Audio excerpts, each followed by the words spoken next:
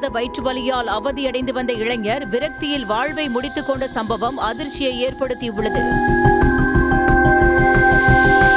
சென்னை அடுத்த திருவேற்காடு சுந்தர சோழபுரத்தைச் சேர்ந்தவர் 29 வயதான விஜய் என்கிற ஹேமச்சந்திரன். இவர் சொந்தமாக லோடு ஆட்டோ வைத்து தொழில் செய்து வந்தார். இவருக்கு கடந்த சில மாதங்களாக வயிற்று வலி இருந்து வந்ததாக கூறப்படுகிறது. இதனால் தொடர்ந்து மருத்துவ சிகிச்சையும் மேற்கொண்டு வந்ததாக தெரிகிறது.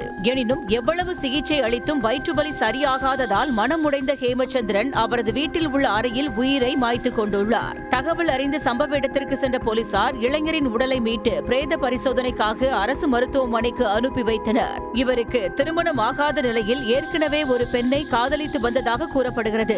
ஹேமச்சந்திரன் வயிற்று வலி காரணமாக தற்கொலை செய்து கொண்டாரா அல்லது காதலில் ஏதேனும் பிரச்சனை ஏற்பட்டு அதனால் தற்கொலை செய்து கொண்டாரா என்ற கோணத்தில் வழக்கு பதிவு செய்து திருவேற்காடு போலீசார் தீவிர விசாரணை மேற்கொண்டு வருகின்றனர்.